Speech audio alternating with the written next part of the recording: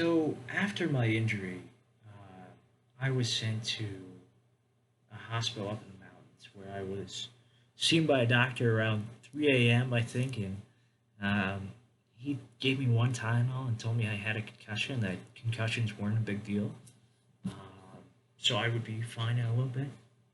Obviously, that wasn't what happened. As a lot of people going through post-concussion syndrome know, there's for some people it ends up being much, much more than that. The way it showed up for me in the first 2 weeks was I just slept.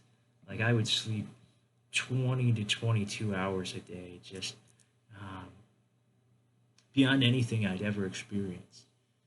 Um, and once that kind of stopped, I started realizing I wasn't understanding things well. My mind was messed up. It was hard to form sentences. It was hard to understand other people. I was struggling just to put my thoughts together. I felt like I had to go one word at a time when I spoke. And I think really probably after the first month was where the headaches started getting worse. And like probably the whole first year, I could just barely get out of bed because of just how crushing the pain was. It felt like I had concrete blocks on the sides of my hands just crushing. And I just couldn't believe, like, I've never experienced pain like that. Even appendicitis or broken bones, like, it just didn't seem like it compared. And really, like, I couldn't do anything almost. I'd be able to watch videos on my phone now and again, and that would be pretty much the only entertainment I could do. My parents would sometimes buy me ice cream, and that was a lot of times the most fun thing I could do in a day was eating a thing of ice cream because I just couldn't do much else. Um, During this time, I tried to get better mostly by walking, and I was doing physical therapy. I was trying to do vestibular therapy and improve.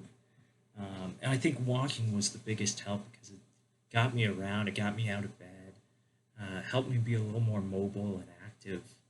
Um, but about a year into it, I'd been dizzy occasionally, and I really started feeling the dizziness more and more. It just kind of exploded a year in where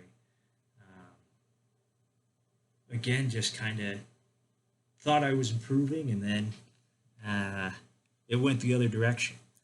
Um, I ended up feeling like I was just falling and spinning for the better part of 6 months, and that was crushing beyond anything and everything I've ever experienced. It was like death. I tell a lot of people the first like year and a half to 2 years, like I feel like it was like being in a coma, but just awake, just in agony. And it was so hard. And the core of how I got through it was, to be honest with you, was my faith. Being able to pray, being able to know that I couldn't do almost anything else, but that I always had God with me. I was never alone. My family was loving. My family was awesome throughout all of it as a support, and that just kept me going through this. Um, After about 2 years, um, I really felt like I was starting to noticeably improve. I had these like ideas for getting in shape, and when I after the 2 years, like I remember I my exercise would be going up and down the driveway, and that was brutal. Like I tried doing exercise with the way I started exercising um, was I wouldn't would do P90X with no weights, uh, which and also I could barely do that, and I would just do a very adjusted version for what I could do. Um, but as you can see, I've gotten better. There's still a lot wrong with me. There's still a lot of things I have to work on.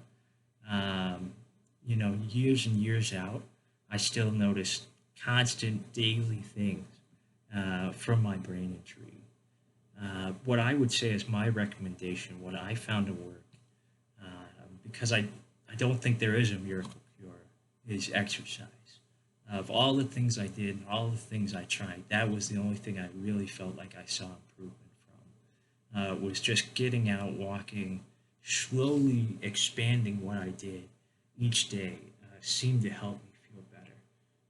I can answer any questions about what I went through, and I'll try and keep posting on my injury, seeing what could be a help to other people. All right, thanks, guys.